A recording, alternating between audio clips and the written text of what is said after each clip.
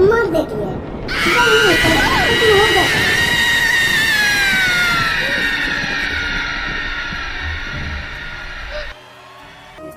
पर बुनो उसी से और उससे कहते हैं तुम इस और उस टूनी चिड़िया के जंगल को तबाह कर दो। मगर राक्षस राज लंकेश, तुम उस जंगल को क्यों तबाह करना चाहते हो? वो तो किसी को कुछ नहीं कहते हैं। तुम जाते हो तबाह, मैं आज और अभी जंगल पर हमला कर देता हूँ। कि लंकेश, अब इस जंगल में मैं किसी को नहीं छोड़ूंगा। अब इस जंगल में सिर्फ मेरा राज होगा। जो भी मेरे सामने आएगा वो इस जंगल से गायब हो जाएगा। टूनी बहन, तुमने सुना है कि इस बार जंगल में रावण उल्लू आ गया है? उसने तहलका मचा रखा है पूरे जंगल में। अगर जो वो हमारे जंगल में आ गया तो ऐसा ना कहो, अगर जो वो हमारे जंगल में आ गया ना तो ये हमारे लिए अच्छा नहीं होगा। हाँ वारी, ये तो बात है। अगर जो वो हमारे इस जंगल में आ गया ना तो हमारे बच्चों का भविष्य खराब हो जाएगा। वो भी बुरी संगत में लग जाएंगे। तभी उनके सामने उल्लू रावण आ जाता है। टोनी, अब तुम्हारे जंगल का सर्वनाश शुरू हो गया है। अब तुम इसको बचा सकती हो तो बचा लो। मैं इसका सर्वनाश करके रहूंगा। लेकिन तुम ऐसा क्यों करोगे? हमने तुम्हारा क्या बिगाड़ा है? तुम हमें और हमारे जंगल को छोड़ दो। मैं तुम्हें छोड़ दूंगा अगर जो तुम मेरे साथ शामिल हो जाओ और मेरे लिए काम करो। मैं तुम्हें और तुम्हारे जंगल को छोड़ दूंगा। और तुम्हारे लिए हमें क्या काम करना होगा?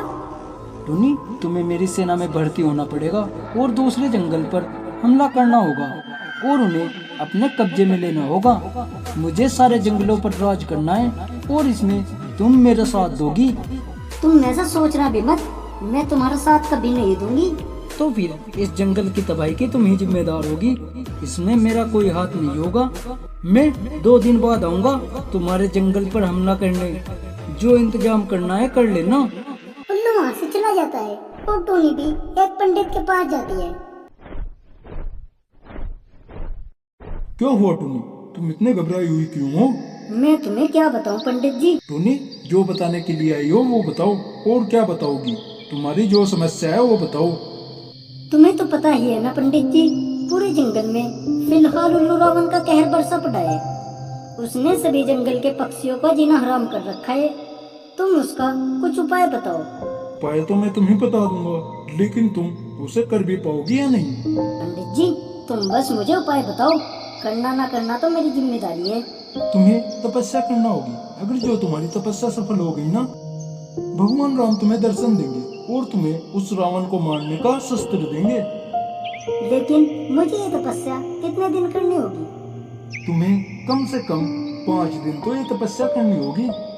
लेकिन उस उल्लू रावण ने तो मुझे 2 दिन का समय दिया है। अगर जो मैंने 2 दिन के अंदर उसे जवाब नहीं दिया ना तो वो पूरे जंगल को भस्म कर देगा। टोनी, तुम उसकी फिक्र मत करो। तुम्हारे जंगल की सुरक्षा मैं करूंगा, लेकिन मैं तुम्हारे जंगल की कुछ दिन ही सुरक्षा कर सकता हूँ। तुम्हें जल्दी ही कठिन तपस्या करनी होगी और रावण को मारने वाला शस्त्र हासिल करना होगा। टोनी तपस्या में बैठ जाती है और पंडित उसके जंगल के चारों ओर सुरक्षा घेरा लगा देता है।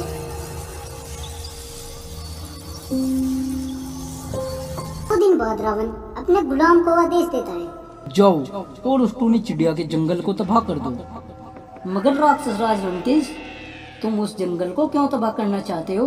वो तो किसी को कुछ नहीं कहते हैं। तुम जाते हो तबाह करने या फिर मैं तुम्हें तबाह करूं?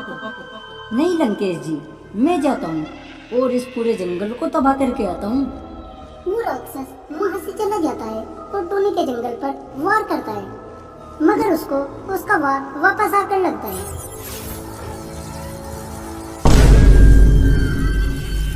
लगता है टोनी ने इस जंगल के चारों तरफ सुरक्षा घेरा लगा रखा है जिसे तोड़ना असंभव है।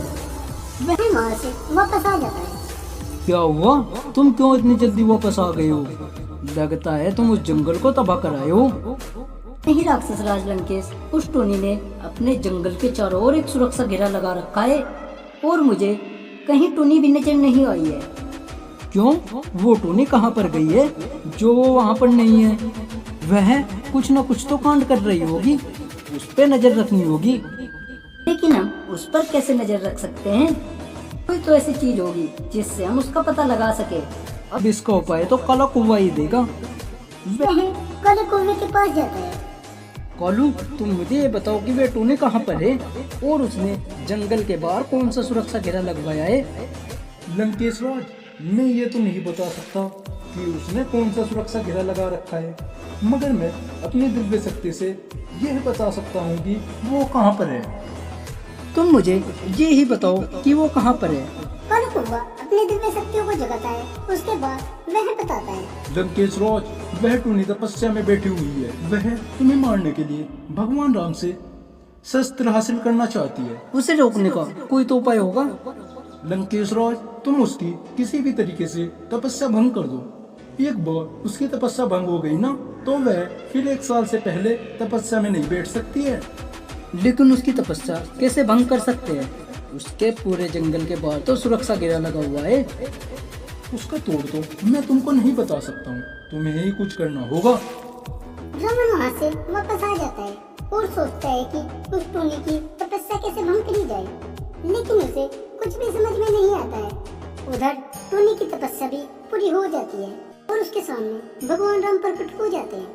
टोनी, मैं तुम्हारी तपस्या से प्रसन्न हुआ। तुम बताओ मुझसे क्या मांगती हो? प्रभु, हमारे जंगल पर उस उल्लू रावण ने कहर बरसा रखा है, तुम उसका अंत करने का कोई उपाय बताए। जैसे मैंने असली रावण का वध किया था ना, अब तुम इस कलयुगी रावण का भी वध कर दो। जी प्रभु, इसलिए मैंने तपस्या की है। मैं तुमको ये शस्त्र देता हूँ। प्रभु राम उसे शस्त्र देते हैं और उससे कहते हैं, तुम इससे उस रावण का वध कर दोगी। प्रभु जी, मैं रावण उल्लू का वध कर दूंगी, मगर मैं इतनी छोटी हूँ कि अगर जो उस लंकेश का कोई राक्षस भी आएगा ना, तो वो मुझे आसानी से मार कर चला जाएगा। हाँ, तुम ये ठीक कह रही हो, लेकिन मैं तुम्हारे लिए तुम्हारी सुरक्षा का भी इंतजाम कर देता हूँ। वह कुछ मंत्र बुदबुदाते हैं और उनके पास हनुमान आ जाते हैं। प्रभु, तुमने मुझे कैसे याद किया आज? हनुमान, जैसे तुमने मेरी सहायता की थी ना, अब तुम्हें इस टोनी और इसके जंगल वासियों की रक्षा करनी होगी। गुलाम उसे शस्त्र दे देते हैं और वहाँ से चले जाते हैं और हनुमान भी वहीं पर उस टोनी के पास ही रह जाता है। उधर रावण भी तैयारी में लगा हुआ था। मैं देर नहीं करना चाहता हूँ, मैं आज और अभी जंगल पर हमला कर देता हूँ। कि लंकेश राज, अगर जो टोनी ने तुम्हें मारने का शस्त्र हासिल कर लिया हो तो फिर वो मेरा कुछ नहीं बिगाड़ सकती है। मैं उसका कोई भी शस्त्र लगने नहीं दूंगा। मैं वहाँ पर छुप कर हमला कर दूंगा। मैं भी तुम्हारे साथ चलूं? नहीं, मैं अकेला ही जाऊंगा। वो वहाँ से चला जाता है और एक ही झटके में जंगल के सुरक्षा घेरे को तोड़ देता है।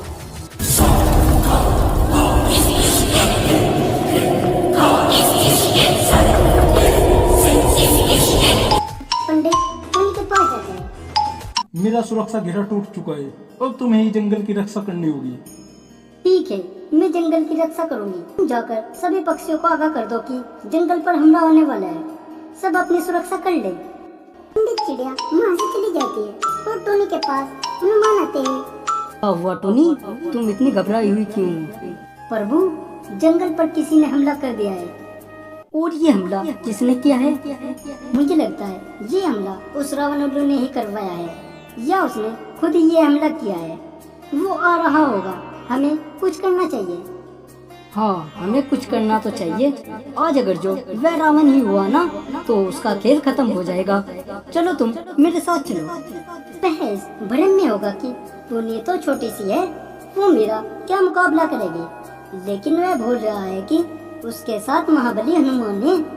उसे इसी भ्रम में रहने दो, मैं अदृश्य हो जाता हूँ। मैं तुम्हारे अलावा किसी को नहीं दिखूंगा। हनुमान अदृश्य हो जाते हैं और सीधे टोनी को लेकर रावण के सामने पहुंच जाते हैं। अच्छा, तो तुझे पता चल गया है कि मैं आ गया हूँ, तो खुद ही मरने के लिए मेरे सामने आ गई है। मैंने तुझे जीने के लिए मौका दिया था, लेकिन तुमने मेरी बात नहीं मानी। लो तुम अब मरो। रावण उस पर वार कर देता है, लेकिन हनुमान उसको ऊपर आसमान में ले जाता है। इतनी तेज ऊपर जाता देख रावण भी हैरान रह गया। इतना वह कुछ समझ पाता, टोनी चिड़िया नीचे आ गई और उस पे काम का दिया हुआ शस्त्र मार देती है। खत्म हो जाता है।